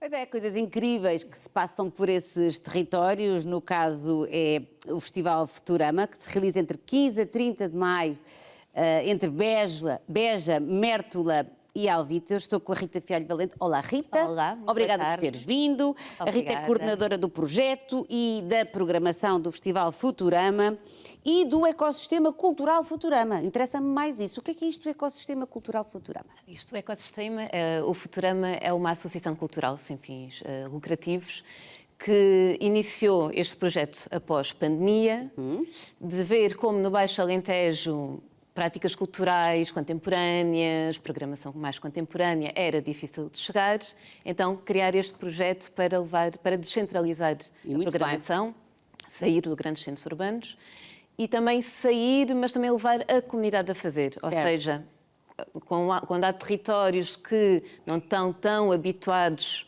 a que haja esta oferta, portanto também não há público, para fazer criação de público temos de trabalhar com a comunidade e é isso que nós fazemos. Trabalhamos com a comunidade, desafiamos os artistas a irem em residência artística para vários sítios do Baixo Alentejo. Isso é tão bom. É ótimo. Deve ser tão bom para vocês e para os artistas. Sim.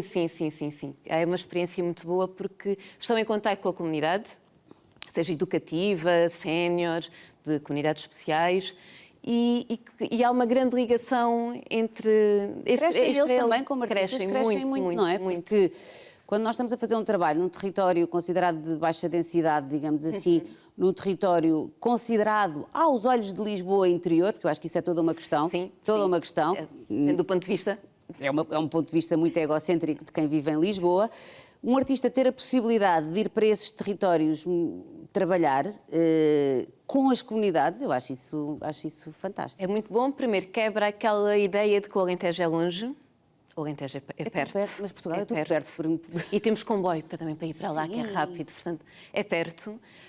Vem a qualidade de vida que há no Alentejo. Pois é. E que é possível criar no Alentejo e ir depois para outros pontos de Portugal ou lá fora. Portanto, é este lado para os artistas, que é excelente, e é o lado para a comunidade e principalmente para os jovens, de ver que não estamos longe de nada e que é possível fazer coisas novas e diferentes e a pensar para o futuro, que também este lado crítico, pensamento crítico para os jovens é muito importante. Então não é? Até porque está-se a perder um bocadinho, não é? Sim, sim, Convém, sim. E esta literacia cultural, que é muito importante incutir logo nestas idades da adolescência, portanto... Olha, e como é que isto se vai processar? Porque temos aqui 3 lugares maravilhosos, dos 3 lugares que eu adoro, Beja, Mértola e o Alvito. Como é que acontece em termos de programação? O que é que acontece? É entre 15 a 30 de maio, como é que isto se divide? Explica-me lá. Sim, então, 15 e 16 de maio é em Beja, 22 de maio em Mértola e 30 de maio em Alvito. E no festival vamos apresentar todas estas co-criações artísticas entre os artistas e a comunidade. Tudo aquilo que foi produzido Tudo já? que foi produzido e é o que vamos apresentar durante o festival. Depois tem peças de teatro, concertos, mas é isso que vamos fazer. E depois temos assim um grande projeto, digamos que é assim o projeto âncora, que é o Cantexto, em que todos os anos convidamos 6 escritores de língua portuguesa a escreverem 6 poemas para 6 grupos de canto do Baixo Alentejo. Que incrível! Que depois são musicados pela Celina da Piedade, pela Ana Santos, o Paulo Ribeiro, a Clara Palma E quem é que convidaram este ano? Então, este ano temos o Bruno Vieira Amaral. Muito bem. Nácio Mosquito, que está lá fora, mas também é um artista visual muito interessante. Hugo Vanderding. Sim, esteve cá ontem. Pronto, também fez uma moda muito, muito linda sobre o tempo, como o tempo não se paga, não é? Patrícia Reis, Yara Monteiro. Patrícia Reis também já cá esteve. E Cristina Taclin. Muito bem. E aí com grande paridade na escolha de homens e mulheres. Sempre. Tentamos sempre... Também gostávamos de fazer isso nos grupos de canto, não é tão fácil. Este ano só temos um grupo feminino e temos outro grupo Sim, mas o canto é toda outra dinâmica. Sim. Também temos falado aqui muito do canto e ainda bem que já está a ter, nos últimos anos, muito mais abertura às mulheres, mas a tradição era muito masculina e, portanto, às vezes é muito difícil quebrar isso. Nós, no ano passado, até desafiámos, tivemos um poema da Cláudia Lucachel e também um grupo maravilhosa. masculino a falar sobre a mulher e a violência doméstica. Portanto, Vocês estão a fazer coisas incríveis. Sim. E é também para mostrar aos jovens que o canto... o repertório normalmente é antigo e não diz nada aos jovens, mas não é? Deve ser atualizado. Mas tem que ser atualizado, porque quando o canto fala de uma ceifeira, antigamente era uma ceifeira a mulher que ceifava o campo e hoje em dia é uma máquina. Portanto, isto aos jovens não diz nada. Temos que falar de temas atuais no canto. De aproximar os jovens e estender o cante para... A emoção do cante passa por, claro, obviamente, bem, seria uma longa conversa que poderíamos ter, mas há qualquer coisa que mexe connosco, não é? De uma emoção muito grande que aquelas pessoas que cantam nos passam, e que tem a ver também com um Portugal que era um Portugal muito triste, que havia antes do 25 de Abril, e muito duro, e que agora também é bonito que se continue a contar essa realidade para que ela não se perca e não se esqueça, mas que se atualize, não é? Com outras letras. Eu acho isso uma ideia genial de vocês fazerem isso. Sim. E é um projeto que nós até criamos o nosso grupo de canto para poder cantar estas modas e levar a mais sítios. E tivemos o reconhecimento com o Fundo do Fomento Cultural para o nosso grupo de canto. E em 270 candidaturas ficámos em 7º lugar a nível nacional. Temos que trazer cá esse grupo de canto. Em novembro vamos ter a estreia e com a publicação de todas as modas que foram feitas até agora. Então vamos contar contigo, Rita, e com o grupo de canto em novembro. Malta, ponham já. Isto é para a minha equipa. Abram já o planeamento de novembro para pormos este ótimo projeto no nosso horizonte. Rita, obrigada. Obrigada. Não sei se queres dizer mais alguma coisa, convidar as pessoas, alguma coisa que tenha ficado por dizer, tu aproveita e diz. Venham ter ao Alentejo, ver que o Alentejo também é contemporâneo. Muito. Por acaso, eu ainda ontem tivemos aqui uns vizinhos que dentro de outro estilo completamente também diferente. Também é o canto. Mas fazem um trabalho muitíssimo importante. Olha, lá está, jovens também. Eu acho que o Alentejo está na moda. Já tivemos outras... Está, sim. E isso é bom. Isso é muito bom. Sim. Agora é aproveitar, fazer coisas boas e aproveitar esta onda. Sim. Não é? e Venho mantendo... de visitar o festival, visitar o Alentejo, de carro ou de comboio. Como queiram. Como queiram, É mas como- apareçam, são bem-vindos e a programação é gratuita, aberta a todos. Isso é muito importante. É muito importante, sim, aproximar toda a gente da cultura. Espetacular, grande trabalho. Eu só recebo aqui mulheres que fazem coisas incríveis. Obrigada. Muito obrigada. A próxima que vou receber também faz coisas incríveis. Ah, pois é. Muito obrigada pela tua presença, Rita. Vamos conhecer uma artista muito especial. Ela vem do Brasil, mora em Lisboa, cruza o teatro, música, poesia, performance, explora formatos híbridos, uma linguagem cénica que combina a estética e o posicionamento crítico, chama-se Tita Maravilha. Só o nome diz tudo. Vai apresentar o seu espetáculo a solo Bossa Nova no Teatro Rivoli no Porto nos dias 14 e 15 de maio. Ora, veja um bocadinho aqui da Tita. Chega de bossa nova, chega dessa história de dizer que a bossa nova nasceu em minha casa. Realmente não foi isso. A turma se reunia aqui, mas também se reunia em vários outros lugares.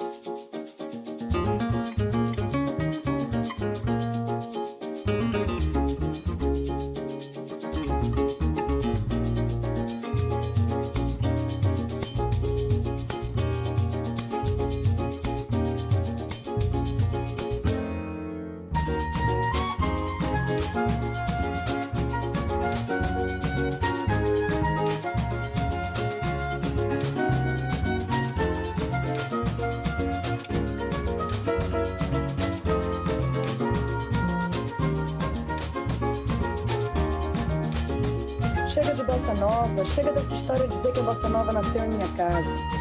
Realmente não foi isso. A turma se reunia aqui, mas também se reunia em vários outros lugares.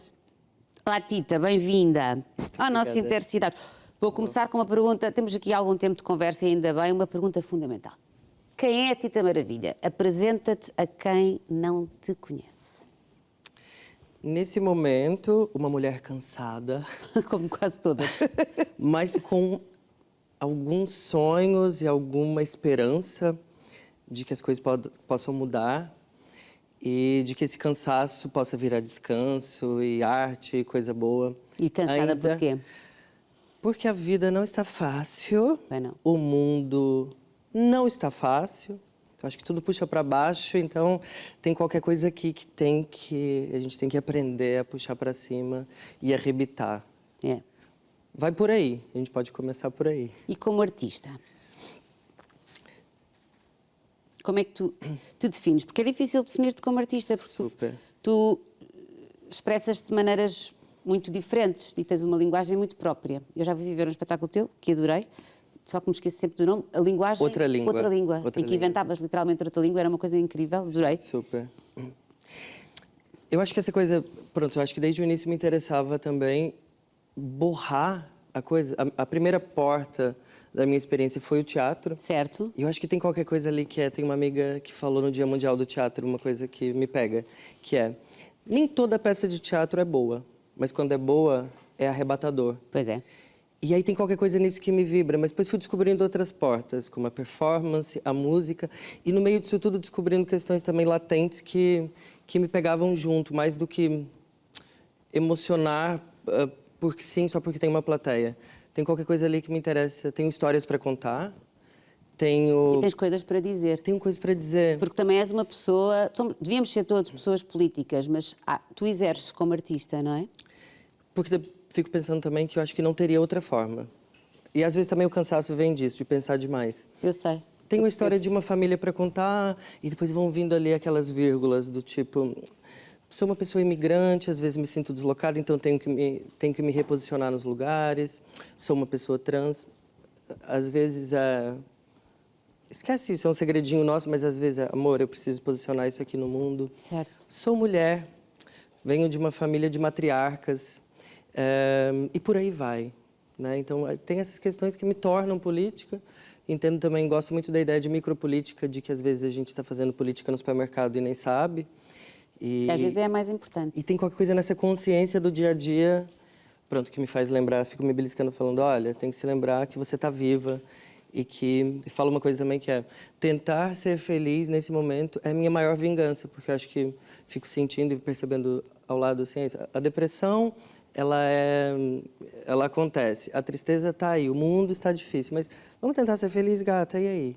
onde é que está a poesia, É um lembrar ato que muito é... revolucionário, não é? Essa tentativa de sermos felizes e de encontrarmos nos dias de hoje coisas que nos tragam alguma luz e alegria e sentido. É um ato muito revolucionário. Não, e tem essa coisa que é, eu não sei se eu sei ser feliz, mas eu vou tentar, e isso eu te garanto. Acho que tem qualquer coisa nisso, assim, que me move. Queres explicar-me um bocadinho da tua vida? Porque como é que tu vens parar a Portugal, Tita? E aí tem qualquer coisa legal que eu já faço o gancho aqui com o Bossa Nova, que estreia semana que vem. Com o teu espetáculo, sim. Tô lá em cima, saí do ensaio correndo, maquiagem, cá estou. Esse é um momento que eu começo a recortar essa parte da minha experiência, do como é que eu vim parar aqui. Do tipo, o que da minha arte também, sendo... Tem qualquer coisa ali super over brasileira, que eu adoro trazer para os meus trabalhos, que é de assumir essa presença. Certo. Ao mesmo tempo, como é que eu vim parar aqui? E eu só revelei a primeira vez, publicamente, num podcast da Teatra, né, do Teatro Nacional. E depois isso começou a vir a ser um tema. Eu só vim para cá porque a minha família tem uma sequência de migrações para Portugal. Primeiro veio minha madrinha Teniva trabalhar como manicure em Cascais. Ela trouxe a minha mãe, que veio trabalhar como empregada doméstica em Cascais. E aí, nesse sentido, ela veio, ficou um tempo e depois me buscou. Então, fui uma criança que cresceu aqui porque a mãe trouxe. Depois fui me apaixonando. E, de Lembras-te repente... quando ela te trouxe? Tu tinhas que idade, Tita? Tinha 12. Foi fácil, porque já devias ter os teus amiguinhos, a tua vida no Brasil. Como é que foi? Lembras-te desse processo? Gostaste logo? Foi duro? Acho que teve qualquer coisa na... Ou seja, imagina, para uma criança da minha realidade, a primeira coisa era matar essa saudade. Claro, com certeza. E depois tem qualquer coisa chique, né? Do mesmo jeito que tem o American Dream, também tem o Europa Dream, amor. Então, assim, vamos ver o que tem lá? Muito... Ingênuo. Vamos lá, muito ingênuo, 12 anos de idade. Então, claro. Depois tem essa descoberta chegando. Eu até conto no Outra Língua esse espetáculo que eu fiz, da Kelly Freitas e da Raquel André. Sim. Que teve uma coisa muito engraçada, que quando eu chego, me prometeram que falávamos a mesma língua. E depois, quando eu ouço esse português de Portugal, eu falei, mãe, não é a mesma língua, eu não entendi nada do que eles falam. E nós também nos acontece a mesma coisa. Isso. Primeiro choque, mas isso é tão a língua. Depois vai vir cultura. Depois fui me adaptando. E daí tem uma coisa engraçada que eu estudava numa escola em Alcabideste e logo me falaram que bem ali do lado tinha a Escola Profissional de Teatro de Cascais. E tu aí... Vou lá ver o que é. Fiz a audição, passei, e daí... Ou seja, tem qualquer coisa também nessa... É muito engraçado. Sabe, chegou ali. O teatro, ele me apareceu. Pelo trabalho da minha mãe, pela localidade, pela geografia onde a gente morava. Mas tu também ficaste curiosa, Claro, não é? ali. Já estavas ali com... Queria ser artista de cinema, atriz de novela. Não é o que aconteceu, corta para...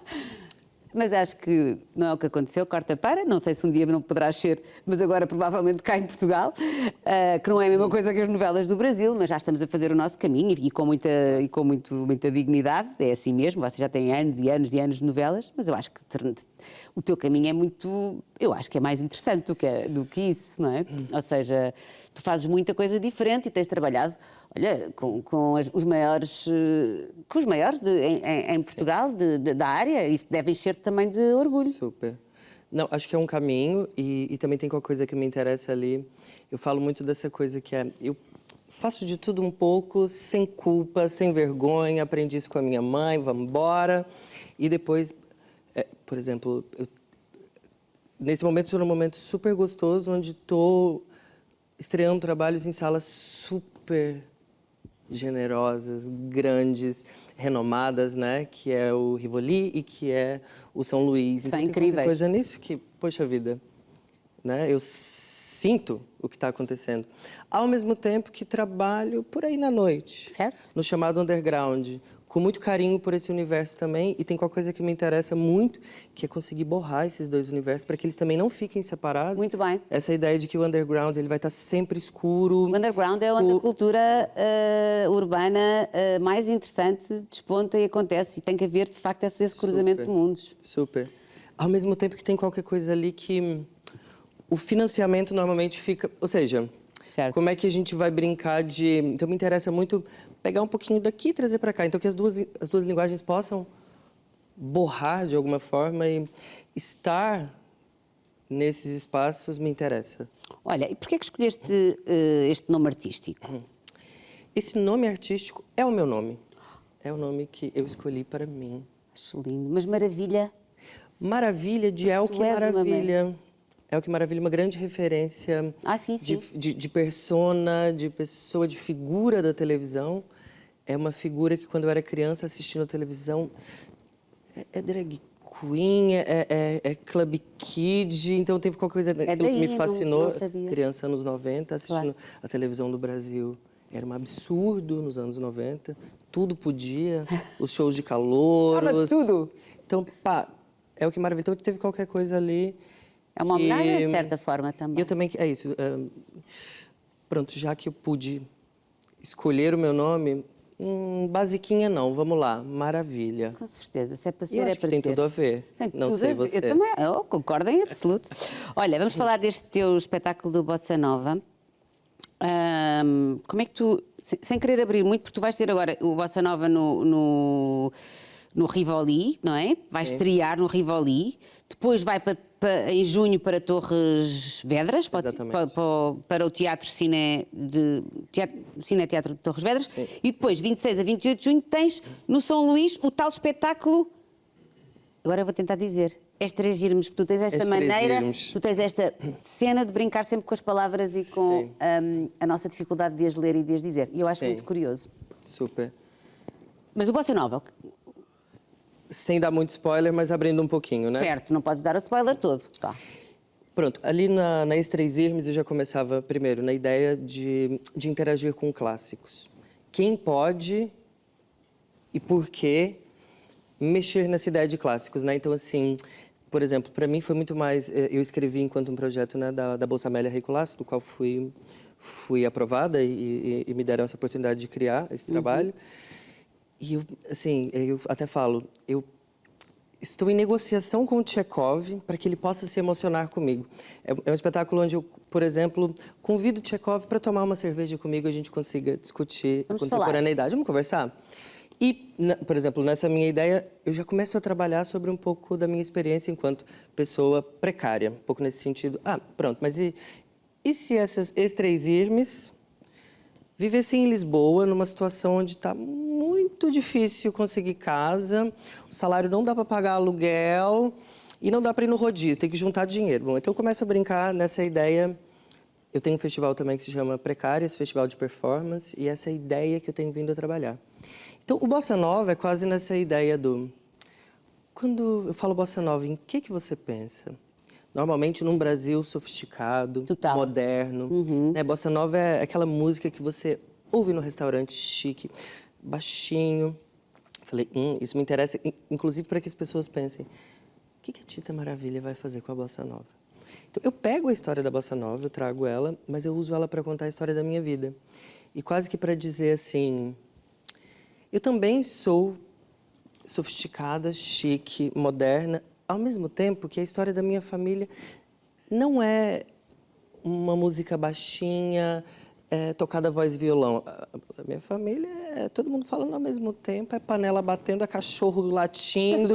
E aí tem qualquer coisa nesse Brasil que me interessa muito mais. Mas então, confundir para poder te esclarecer. Os dois universos, que é o que tu gostas muito de fazer. Com toda a verdade daquilo que tu és e, no fundo... Quer dizer, é uma manifestação artística do teu percurso e das tuas influências. Super. Não é? Super. Tu és feliz cá em Portugal, Tita?